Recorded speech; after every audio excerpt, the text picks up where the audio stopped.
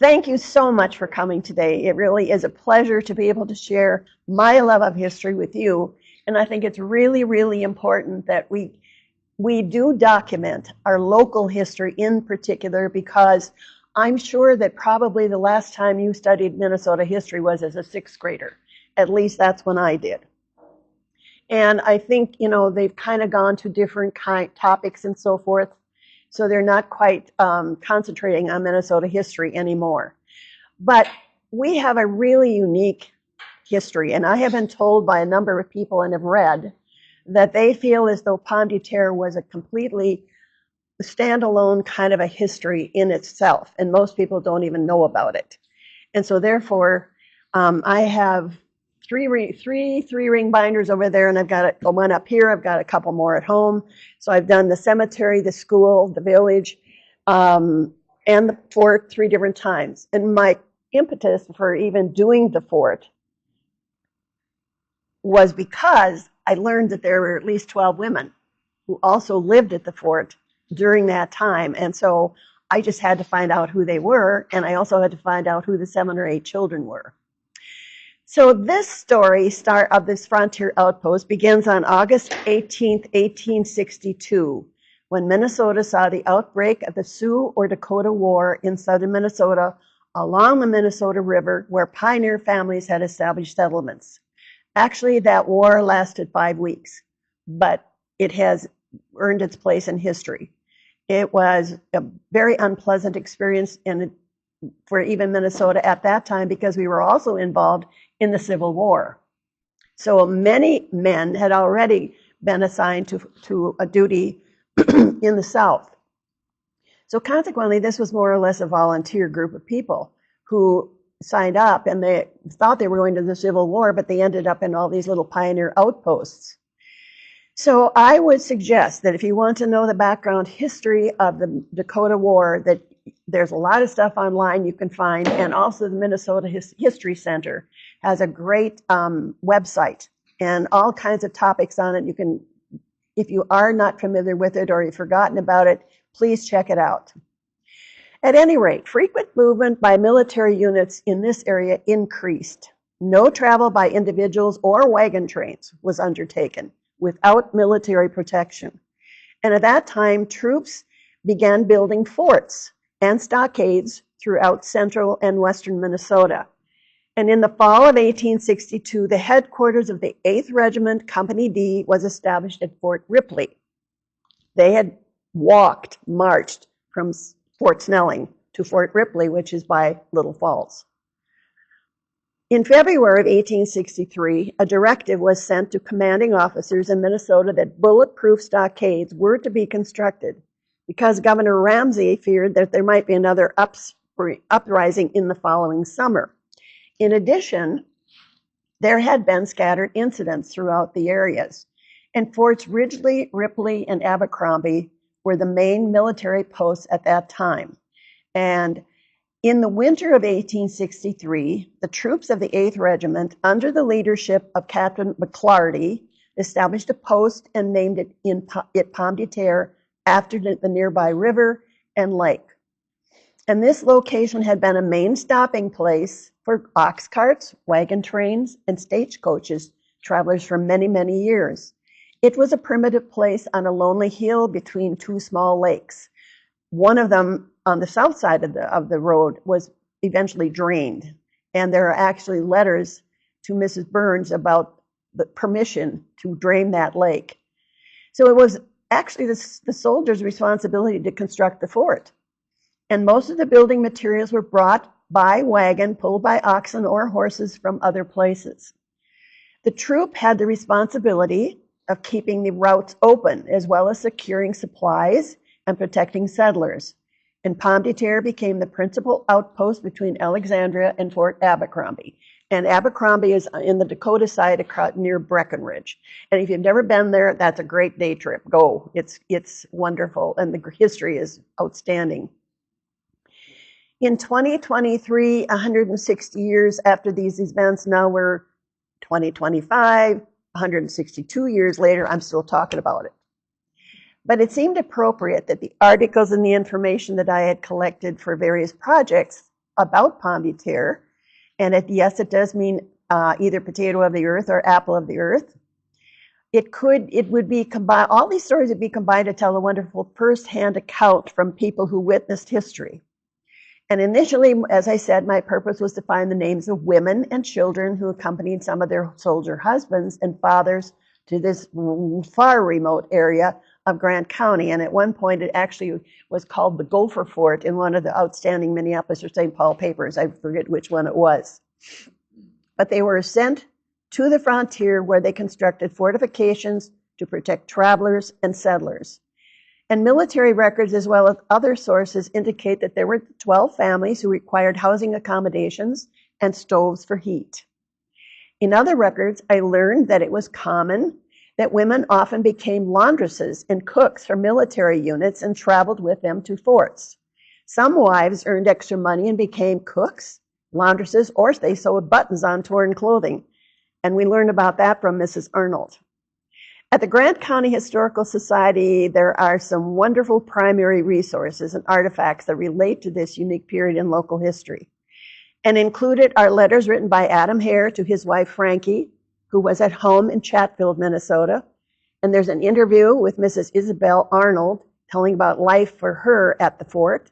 There's also a newspaper interview with a daughter of Frankie from her second marriage, who grew up hearing about the bravery of Adam Hare, who was married to her mother for only 4 months. And he was 34 years old and she was 18. And I think she had him set up in her mind as a superhero. And that was what the children learned as they grew up. And the whole neighborhood thought of him as a superhero. And we have a picture of him over there on one of the boards. And unfortunately, it's the only picture I've ever found of one of the soldiers who was stationed up there. I guess if I keep searching, maybe I'll find more. So these Horatio Adams Hare, H-A-I-R or H-A-R-E, depending on where it's written, was born in Worcester County, Massachusetts in 1826. On the 1860 federal list census, he's living in Chatfield in Fillmore County. And he married Viola, a.k.a. Frankie Fuller, and she was born in Fort Washington, New York in 1844, and they were only married for those 4 months before he went and volunteered for the infantry. He went up to Fort Snelling, and in 1862 he was mustered into Company D. And his idea was he wanted to serve in the Civil War where his brother was. And he was a little disappointed that he got sent here to this place. And I think it kind of was a difficult thing for him to get over for quite a while. But the museum has 4 letters that were donated by his family, as well as copies of an interview with Elva Mae Every, the daughter of Frankie, and her second husband. So Elva and her husband lived in St. Paul, and they came up here when they heard the news in about 1929 that the American Legion in Elbow Lake was going to go out and see if they could find the gravesite. So Mrs. Turner's collection is from 1862, and it's coming from Fort Snelling. He tells about the really noisy bunch of soldiers who are around him, and he says that he wishes he could have a little quiet time. But he also mentions that he's been out on an expedition against Indians. He said, I got into quarters last night about dark, and we brought down 1,800 squaws and papooses and had to guard them every step of the way to keep people from killing them.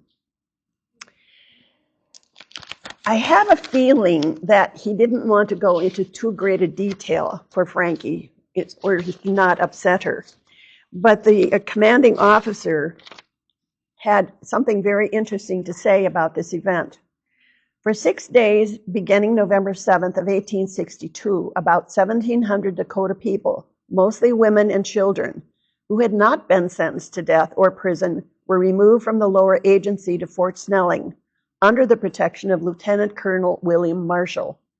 And in speaking to the press before leaving the agency, he said, I would risk my life for the protection of these helpless beings, and I would feel everlastingly disgraced if any evil befell them while they're in my charge. I want the settlers in the valley to know they are not the guilty Indians.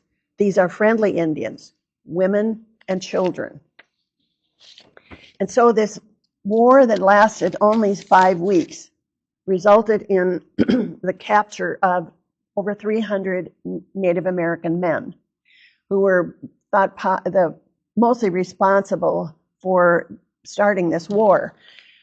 But President Abraham Lincoln started going through the information that came through to him, describing what each individual of these men and each of them what they were accused of.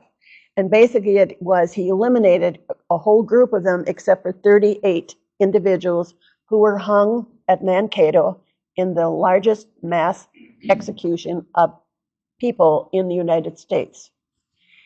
And there is a picture that I found online that shows the crowds at Mankato. I mean, it's, stylized and all that sort of thing. But that's really something to think about, that, it was the largest mass execution ever in the history of Minnesota, obviously, but also the entire country. So at any rate, he says, well, I hardly know what to do with myself. It's so cold that we can't drill, and I have to stay in quarters. I'm afraid that I shan't get a chance to go home and see you this winter. There's a report that we shall go south, but for your sake, I hope we don't. And the reason that we're here is there is a prospect of the Indians breaking out again in the spring, but don't let that worry you. So the call comes for drill, and I must go now to drill in our quarters. At 4 o'clock, we have got to go out to dress parade and then to eat supper, and then we lay around until a quarter before 9, and then we all go to bed. I'm getting so fat and lazy that it's hard for me to go to supper. And when I do go, I eat a good hearty supper and drink 1 pint of coffee. And I don't drink but 3 pints a day. We had a first-rate prayer meeting last night and preaching tomorrow night and mail. I'm on guard duty, and I can't finish this, only to say that I received number 5 tonight.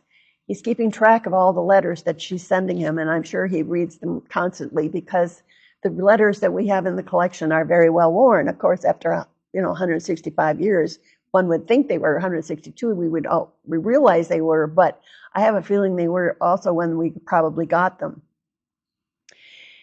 So a long march was forecast. So on January 29, 1862, the rumors that the 8th Regiment was to move on to Fort Ripley were true. Now, Adam wrote from there, well, we've been here only a short time, and we've had marching orders, and we're going to start next Monday morning for a station even farther away, which was Pomme de Terre. We have got to march about 150 miles. It's hard, but we have to put up with it. But then we'll only be 30 miles farther from where we are from home than we are right now. We will stop and camp as we go. And truly, I would love to see any kind of records that would say what route they took from Little Falls all the way down to Fort Pomme de Terre, which is equal distance between Ashby and Elbow Lake, for those of you who are not familiar with it. And they marched the whole way. So this was not a cavalry. They did not all have horses, and a lot of their supplies were carried on donkeys. Now, the other thing is there are 90 people on the roster. I do not know if all 90 people were assigned to Fort Pomme de Terre or if some of them went to Fort Chippewa, which is between Alexandria and Pomme de Terre. It too was just a little outpost, and it didn't really amount to very much, but they also had people stationed there. And so consequently, in other letters, almost illegible, Adam tells about the men who were ill in the hospital and that he had to take care of them. And time again, he talks about the very cold weather and the hardships that the men had to endure. And in one letter from his brother, sent to Hair at Fort Pomme de Terre, conditions on the civil front were described, and apparently he thought they sounded better than where he was in Minnesota. But, I guess he wasn't totally informed of what was happening during the Civil War either. When Adam wrote on the last page of the letter to his wife, he regretted that he had not been able to go to the Civil War. If anybody's ever read Andersonville, there's no way that, I think if, at that point, had he known, he would probably not have said that. March 6th of 1863. It's with pleasure that I received a letter from you last night on the 22nd of February.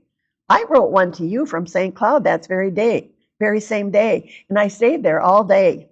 It does me good to read your letters, and it gives me strength and encourages me to try and live right and prove worthy of you. You say that you heard that we're going to start the 4th of March to drive the Indians off. We haven't heard anything of it here. We're fortifying this place very strong, and there's not much danger from the Indians. I don't want you to worry at what you hear down there, because you can't put any reliance in that. That's only paper gossip or gossip between neighbors. There is a rumor we're going to get our pay soon, and then I'll send you some. So the mail does not come here only but once a week, and I didn't get that paper that you sent to me, and I wish I did, because I really would like to know the names of the people whose names might be in there that have newly registered to go into the war.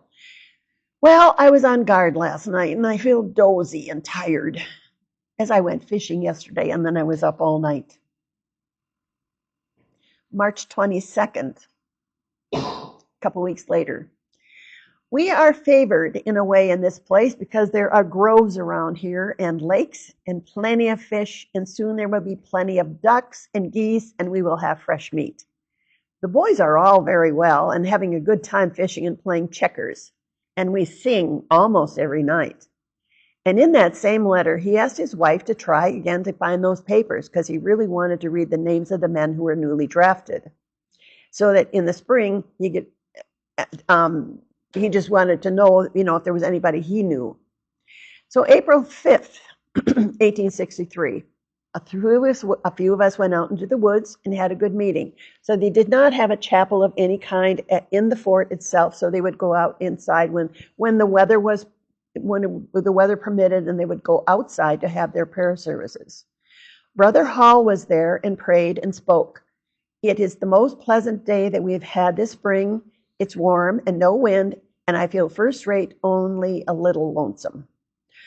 So I think we'll stay here this summer to guard this place. And now that the snow is gone, although the lakes are still covered with ice, remember this is April 5th, and the geese are flying pretty plenty today. In April, I had a letter from you, and this must be the 8th one that I've written since I've been here. I've been rovering around this week. I love that word, rovering.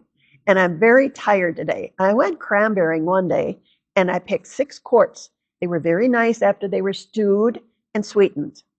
I've been hunting some and fishing, and got a lot of nice pickerel, as many as we could bring home. Captain McClarty thinks that we'll go out to Pembina, which is north along the Canadian border. But some think we will go south. It's all guesswork. We've got our stockade done, and now we're going to build a house for headquarters.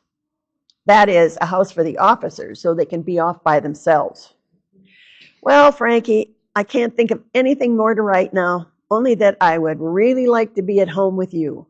You must keep up good courage, and if nothing happens, we will be together again sometime, even if I have to stay my time out. Oh, the mail's coming, so I'll finish this by putting in a kiss for you. And this is the last letter in our collection. But there is another one from the Turner collection from April 17th of 1863. Colonel McClarty sent a letter to us that he wants 2 men out of our company to join the Minnesota Battery. And I'm thinking of offering my services, or in other words, to go volunteer. They take 3 men from each company in the regiment. Since it's spring, I'm wondering if the farmers have done their snowing yet at home. You notice how he switches topics because he doesn't want her to worry again. And the ground is very dry here, although the ice is not yet out of the lakes. That was April 17th. I get terribly lonesome here, especially on Sundays. A communication train and 2 companies just came in, and it's good to see some people from the outside. 14 days later, Adam was killed, and his story was told many times in many homes around Chatfield, and a half legend, half myth grew up about him in Elbow Lake. So a reminder of this time in history is the gravesite of Avon Hair and Zenas Blackman, who was also killed that day. The grave's located at the former site of Fort Pomme de Terre, but it's on private property. Adam and Zenas are buried in a grave with a monument, which is in the National Register of Historic Places. In 1929, not 66 years after their death, the Elbow Lake American Legion asked Rose Burns Johnson to help them locate the burial place, and they had a monument erected several years later. So Rose was the youngest child of Robert and Rachel Burns, and she used to go with her father to lay flowers on the grave. And she came within 10 feet of finding that original location when she was out with the Legion members. So the same night as these two deaths occurred at the fort, another soldier, Private Comfort Ludington, and a teamster by the name of Silas Foote were driving cattle to Fort Abercrombie. They camped at Dayton's Crossing, which is south of Fergus Falls, under the Farwell Dam, I think it is. I saw it a few years ago. And were also killed by Indians. Nothing is known as to their burial place. It is possible that Comfort was taken home to Fillmore County and Foote to Melrose, which is where his family was or apparently lived. And there is a rumor that persists even to this day that he too, that Comfort must also be buried here, but I guess I would refute that myth at this point because there's enough evidence that would tell us that's not true. And there also was a letter that Thomas Harris wrote to the Chatfield Democrat May 11th of 1863. And he gives the particulars of the sad fate of Messrs. Blackman, Hair, and Ludington, and members of McClarty's company. The letters were written to a member of the family, but he also had been given permission to print it in the paper. So this is the first time that I'm obliged to write sad news. Yesterday morning, everything seemed as quiet as usual. We had one man stay with us overnight. He was driving 4 yoke of oxen up to Fort Abercrombie for beef, and having no one with him, the captain let one of the boys, Comfort B. Ludington, go with him. But my sad news is the murder of Corporal Blackman and H.A. Hair, and they left the fort after breakfast to take a walk. And fearing no evil, and about 2 hours later, Putman Schermerhorn came running up saying that Blackman and Hair were dead. So the company was immediately ordered to fall into line armed, and the captain then took a detachment of 24 men to look after the Indians, but they did not go far, which was probably a good idea because they really didn't know how many there might be out there. And meantime, as soon as we got a proper sentry round, I took 8 men to carry the bodies to the house. They were not far, only 3/4 of a mile from here. So I'm thinking perhaps toward the river, which was only about a mile from where they were. And as we got to them, we found the captain and his men starting home with them. They didn't suffer long. So he goes on to describe the injuries, the fatal injuries of the 2 men, which I will not go into at this point. And I've been fearful since the spring opened that the boys were too confident that there was no danger. And for several of them have gone out lately to hunt eggs and pick cranberries without arms. And I've cautioned them, but they didn't seem to realize any danger. At home, we're perfectly safe if we only keep a good lookout and not let them take us by surprise. And I don't think we shall let them do that now. I would not write you all the details of this sad affair if I had not promised that I would keep you informed. And I wanted to truthfully tell you what had happened. But since I wrote the above about Hair and Blackman, mail came bringing the sad news that Comfort B. Ludington, who left here yesterday morning with the ox teamster, was killed, and also the teamster, and their bodies are on the prairie, but an escort of cavalry are going after them in the morning. I wish you would copy this sad account of our misfortune and to have it published.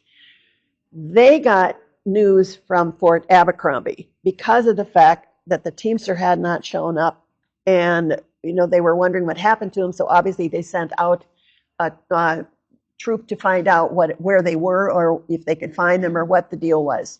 And so consequently, again, we do not believe that Comfort Ludington was buried at Fort Pomme de Terre. And when you've got a letter written by someone who was there, a firsthand witness.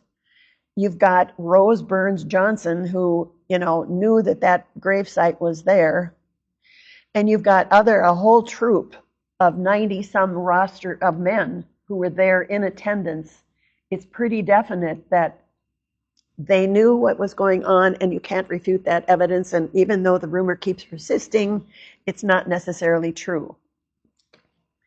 At any rate, also, one of the things that happened was that they were able to identify the Indians who had murdered these men. And one of the ways they did, they caught them, there were only 3. One of them was wearing a very distinctive blue blouse, they called it, but it was a shirt. And in doing a little research, I discovered that the McClartys were tailors in Chatfield, and so I would assume that shirt for Adam was specially ordered for him, and so that was one of the identifying things that they used to identify the 3 killers.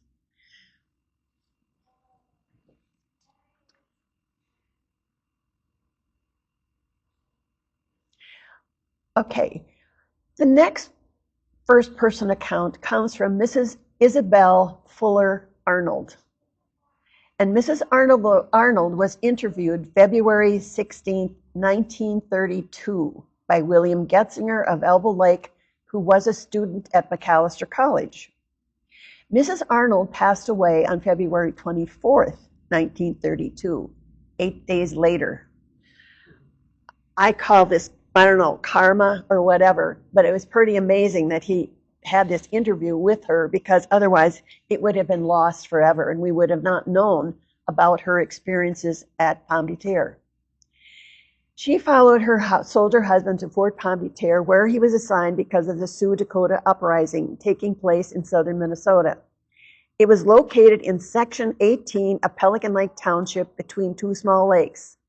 This primitive outpost served as a link between Fort Snelling and Fort Abercrombie in North Dakota.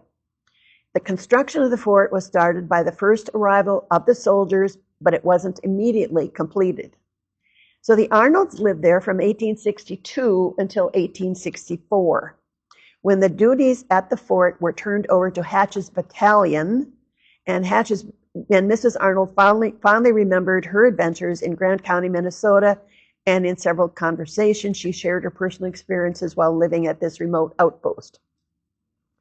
So Mrs. Arnold said that she didn't accompany Mr. Arnold when he first left for the fort, but when Christmas came, a lieutenant came down to Fort Snelling, and Mrs. Arnold asked him if he would take a box of things to Mr. Arnold, so he did. And the whole outfit had a Christmas dinner from the food she fixed, including fruitcake, and all I can think of, was that a picnic for 90 men? And after Christmas, she received many letters from the boys thanking her for that lovely Christmas dinner. And when she came to the fort, all the boys thanked her for it. She did so much for the boys and took so much pleasure in doing it. And they were very appreciative of everything she did. And one of the boys said, "Mrs. Arnold, I'll never forget you. Nobody knows more than I know how much you have done for us." And actually, I would say that the boys were probably her age, or maybe even a little older, but forever in her mind, they were the boys. So many of the soldiers stationed at the fort at that time came from Chatfield and Fillmore County, and others from Olmsted County. And Mrs. Arnold and her husband, along with 5 others, and I wish I knew who those 5 other people were, hired a Frenchman who had a 4-wheeled freighter to take them and their baggage to the fort. They were 9 days on the road from St. Paul. Think about that. And there was a lot of camping done in the meantime. So, okay, my kids think 2.5 hours that I take to drive is way too long, and they can make it in 2. But at any rate, this was a while on the road, and who knows what the camping conditions were. But she said, "I don't know how I ever bucked up enough courage to go to that fort." So she talks about the deaths at the fort. She was living there when the 2 soldiers, Adam Hair and Zenas Blackman, were killed. They didn't know any Indians were in the area, and in addition, Private Comfort Ludington and a teamster named Silas Hood were killed a few miles away at Dayton's Crossing. Now, here's a connection. Adam Hair was Mrs. Arnold's brother-in-law. He was married to her sister, Frankie. So there we have another person, who is a witness to history, and who, fortunately, we have that story to tell because Bill Getzinger happened to interview her at that time. She received those letters describing his experiences at the fort, and Mrs. Arnold related the following story, and here is first-hand account again. 2 soldiers went down to the lake to get some goose eggs for breakfast. And they asked Mr. Arnold to go with him, but he'd been on duty all night, and so he was tired, and he wanted to go to have breakfast and go to bed. And a little later, the Captain McClarty came running in, yelling that the men were killed, and they were surrounded by Indians. And God knows what would become of us. And as it was, there were only 3 Indians, but the captain thought there must be others close by. The killing was in sight and hearing distance of the fort, and the palisade had not yet been completed when the killing occurred, but according to Adam, they were done building, and they were on to building shelter for the men. They got to work in a hurry to complete it because they didn't know when they might be attacked again. So the government sent up lumber, and they also sent 12 new stoves for the families at the fort. So there we go. One of the Indians who killed Adam Hare took the blue blouse, and that was what helped to identify them. So there were no stages running at this time because it was necessary to send a large escort with everyone who went over the trail.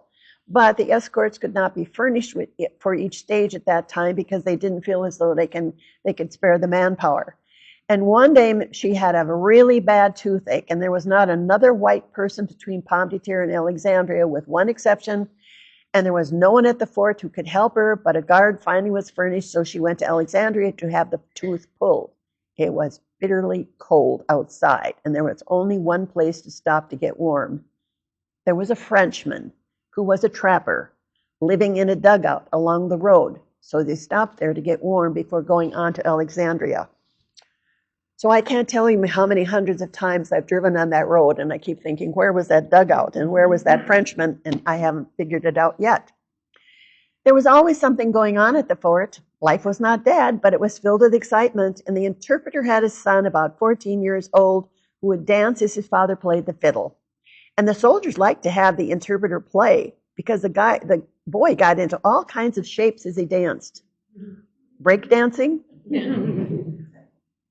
They invited him to quarters for dinner one day, and some sat on the steps or wherever else they could, and the place was crowded. Travelers would provide entertainment also. But what one soldier didn't think of, another one would. Are we surprised at that? And they liked to have song fests and plays, which really surprised me. Plays, interesting. They had a great time at the fort. If it hadn't been for the thought that they would have to go to war, she never enjoyed a winter as much as she did the one she spent there. The mail was brought in on sleds during the winter, and each sled was drawn by 6 dogs. So the dogs were always let loose inside the fort. So, again, a vision of therapy dogs in one sense early on, but it must have been a joyful time to have, animals to run around with and play with. A few of the soldiers drank and gambled. There was one fellow who liked to see a fight, and George Tuttle was his name. The soldiers used to pretend to fight, and one day the soldiers went upstairs and hollered, "Fight! Fight!" And he came running in, and as he got ready to go up the stairs, they dumped a bucket of water on him. And the soldiers would go down to Pomme de Terre Lake and fish through the ice. Once a Bohemian soldier caught a large pickerel and brought it to her. And by the time he brought it to her, it was frozen stiff. Mrs. Arnold put it in a pan and paid no more attention to it. She was busy in the kitchen. And soon it came back to life. And it flipped out of the pan and landed on her feet, scaring her half to death. And he stood there laughing away, and he's getting a lot of enjoyment. And he said, I was just waiting for something like that to happen. And according to Mrs. Arnold, there were 11 women and 7 children at the fort. Now, I don't know if she's not counting herself or exactly what it is, or if, I'm mistaken and there really are only 11 women. But she says the women were all a lively set, all young and active. Now, there were no buildings where the fort was erected. So here again, the Burbank stagecoaches had used this as a stopping point on their routes for their stagecoaches. So I think the fort was, or the stage house, inn, hotel, whatever you want to call it, that the Burns had put up was just outside of where the fortress is actually finally built. And today, the original house that the Burnses built is still there.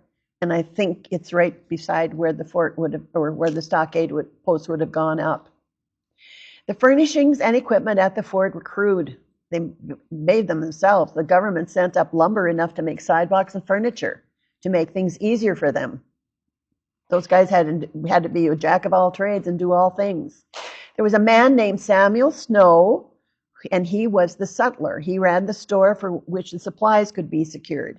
They did not sell anything to the Indians at that time. After the army left, N.Q. Punches took over the store, and in 1868 he moved it down to near the river to the newly established village of Pomme de Terre. Mrs. Arnold boarded 25 men. There you go, 25 men. She's doing laundry for, cooking for, and they paid her 25 cents a week each. That was below even minimum wage, okay? But she did get all of their rations, and anything that was left over of the food allotted she could keep. And she laid by money, so when she left, she had enough coffee and rice and so forth to last a year. But she didn't like hardtack, so she didn't take any of that. There was only one log house in Evansville, and one day as she went past, by the side of the road was a coffin. The Indians had got after the people there, and the family was killed, but the man jumped on a horse and rode away. She didn't know whether or not he was killed, but they all went over to look at the coffin. She didn't say whether there was a body inside or not. There was a bastion at each corner of the fort which offered a view in all directions. The soldiers drilled inside the fort, there being drills every day. The soldiers did not need to escort the wagon trains. However, when the Sibley expedition arrived, the soldiers had to go to Dakota with it. So that was after the Dakota people escaped on into North Dakota and Canada. And Sibley marched through, just FYI, that's kind of an important time period because that was a very large unit of troops that were trying to run down the Indians. So there was a big presence of the military at that point at Pomme de Terre. Mrs. Arnold and Captain McClarty's wife, Anna Marie Strange McClarty, had made a practice of borrowing each other's cooking utensils. And one day, Mrs. Arnold went to her and borrowed a rolling pin. And a few minutes later, the captain came rushing in to tell her that his wife had just slumped in her chair, and he thought she was dead. And according to Find a Grave, which is a stalwart site for anybody who does genealogy, according to Find a Grave, Anna Marie was born in Maine in 1828, and she died in 1864 at age 35 years old. She was at the moment of her death, seated in a chair, engaged in dressing her infant child of 9 months. She was in her usual good health and cheerfulness, when without a word or sign to her husband who was present, she fell to the floor, a lifeless corpse. So the McClartys were parents of 3 children who lived with them at the fort, Mary, Jeanette, and Sarah. Anna Marie's body was taken back and buried at Chatfield. So, that's what makes me think that, yes, these fatalities that took place, there was a possibility because they were taking them to their homes.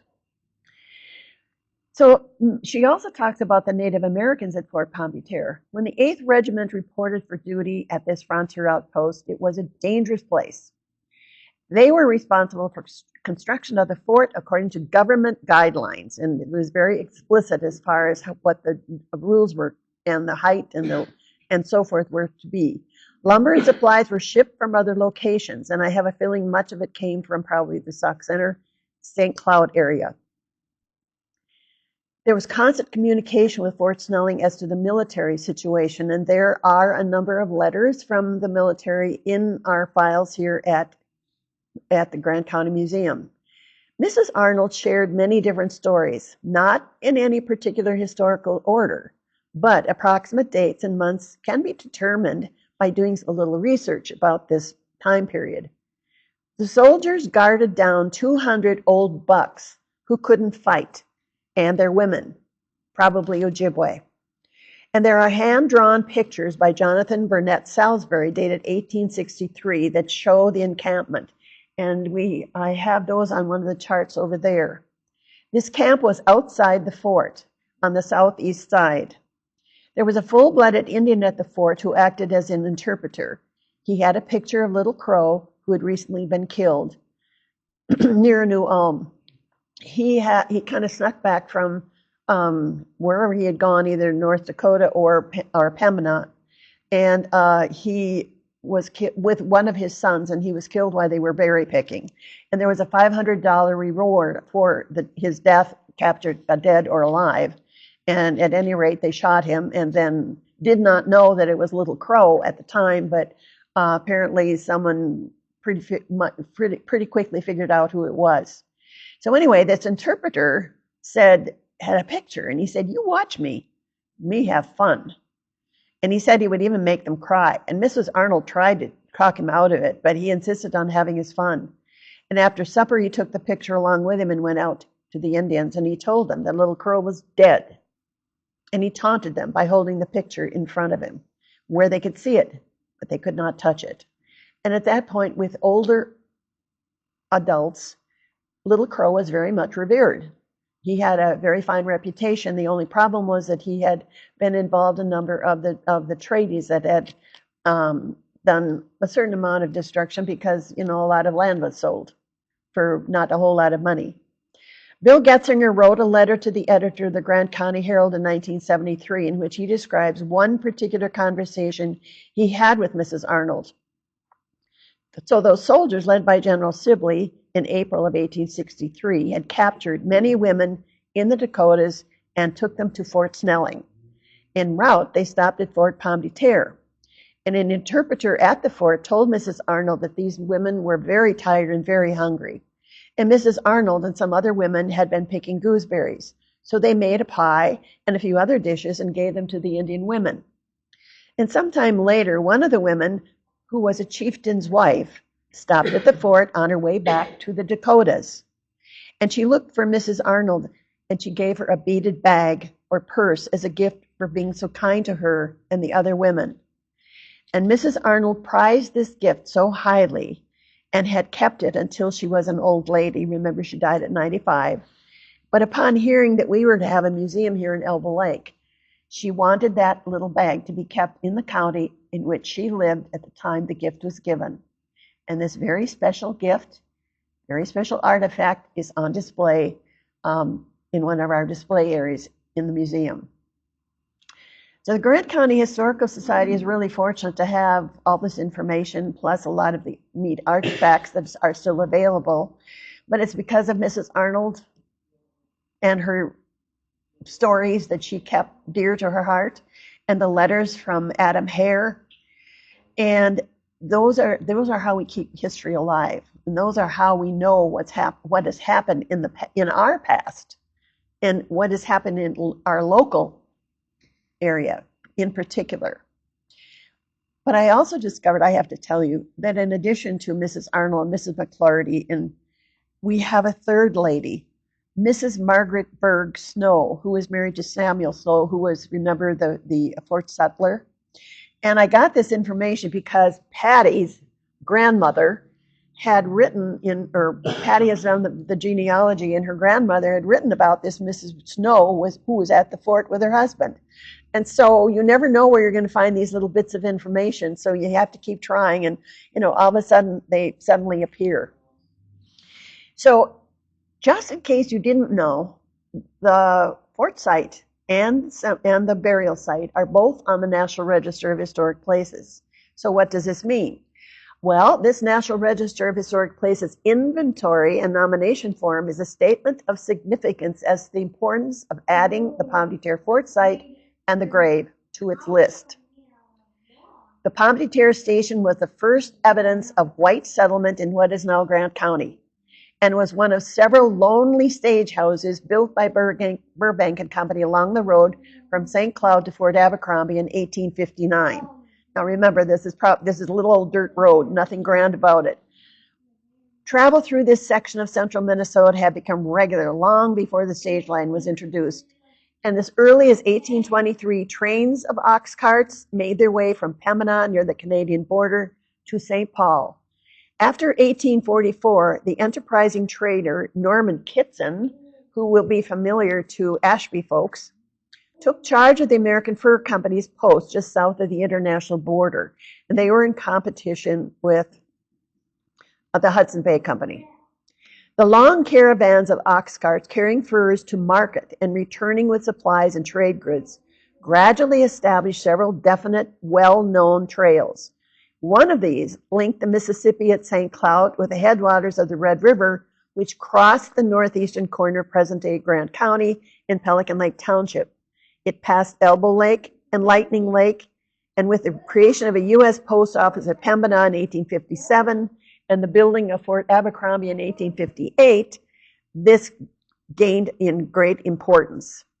So the trail was in constant use at that time. In 1859, time seemed ripe for the opening of a stage line. So in that year, J.C. Burbank and Company of St. Paul combined with the firm of Allen and Chase to form the Minnesota Stage Company. And they immediately set about the task of clearing a road and building stations and bridges along the route. And Pomme de Terre was among the westernmost of the stations. It was the second of the usual overnight stopping place on the 3-day journey from St. Cloud to Abercrombie. So during and after the Sioux War of 1862, the stage road was traveled frequently, though only under military protection. The Sioux had been defeated at the Battle of Wood Lake in the Minnesota Valley on September 23rd, and then they scattered across the plains to the north and the west into North Dakota and Canada. Though constant vigilance against isolated forays was necessary, there were no large attacks at any point at that point. Through the winter and spring of 1863, a chain of posts gradually took shape, and a process which is reflected in War Department correspondence of the period. Captain Samuel McClarty was ordered from Fort Ripley with his command to take post at Pomme de Terre and Chippewa Station. This additional force was to secure the supplies at Alexandria and Pomme de Terre. They also served to keep the route open along the lines of posts. Pomme de Terre became the principal outpost between Alexandria and Abercrombie. So between April 22nd and June 22nd, the troops were mustered out of service in 1866. And Pomme de Terre once became a hotel and a relay station on the stage route. Barracks became stables, and the stockade went unmended. On September 1st, 1866, the railroad was opened to St. Cloud, and within a few years it reached the Red River and it passed by Pomme de Terre. One went north and one went south, and Pomme de Terre folded. They really had dreams of becoming the county seat, and there was a slight effort, kind of led by Knute Nelson from from Alexandria, and there was a real effort to get them to agree to make Pomme de Terre the county seat. But in the 1870s, a small village grew up centered around a grist mill on the Pomme de Terre River, a little more than a mile to the west. And I do have to say that Myron and my great-grandfather was the guy who built the grist mill. Just a little plug in there. So the store from the fort was moved first, and that was moved there by N.Q. Punches. And before long, the settlement, calling itself Pomme de Terre, included a hotel, a saloon, and several other businesses. And gradually, the old stage station fell into disuse. The buildings decayed or were moved, and the stockade was reportedly used for firewood. Drawings, photographs, and other historical records of this post-Sioux uprising fort make it a uniquely documented site of the period. And also on this document from 1969, there is one really significant line here. It says, the Grant County Historical Society is presently negotiating for the purchase and eventual interpretation of this site. We only wish. So the military abandoned the fort, and the Hatches Battalion moved in, and there too there's another roster, and it includes Dick Sanford's great-grandfather, Sanford, your great-grandfather, Jap Sanford, who decided he liked it so much here that he moved to the property across the lake on the south side of downtown. And there were other people who also reappeared and came back often because of the fact that it was good hunting and fishing, for one thing. So today, it's basically a farmstead. Original home having been built to serve as a stagecoach stop when the Burns family lived there. And I do have a picture of the original one that's over on the countertop over there. And research indicates that it was constructed just outside the stockade walls on the southwest side. One of the outbuildings was built using stockade posts. And there might also be a second one, which I haven't seen inside, but it's very tall, and it would be about the same height as the other one, which you can see the stockade posts on the inside of that one. The gravesite is on someone else's property, and it's separated by a fence. So the gravesite is owned by one individual. The fort site is owned by someone else. In order to view either one of them, access to, you have to obtain permission from the present owner. But I would like to say that the Grant County Museum and I personally really thank the owners for being so gracious to open up their property and willing to let us share this history with sometimes rather large groups of people. But at any rate, it's a significant part of our history. If you're from this area, even if you're not, if you had ancestors who settled in this area, there was a lot going on at early time, and it's thought that, according to some of the historical documents I have found, that the ox carts came through early in the 1820s, if not earlier. And so there was constant action, there was constant traveling. And you know that road that was built in 1859 between St. Cloud and Abercrombie, if you drive I-94 today, you're following that kind of along that route. So it was very significant. And according to all the documents that I can find, the most significant name that we need to keep in mind is the Pembina Trail. Abercrombie also hooked up with it later on, or at various points, but there's a whole network, a whole website or web work of trails that went back and forth across this part of the county. And part of it has to do with the difficulty driving. The ox carts had a unique wheel structure, and the wheels were different distances apart than were the stagecoach, so the stagecoach drivers hated driving on the same trails as the ox cart did because it was very difficult. So I thank you very much for coming today, and I hope you enjoy it, and I hope you take these stories and share them with your families, because it's really important that we pass on this history that is really meaningful to this area.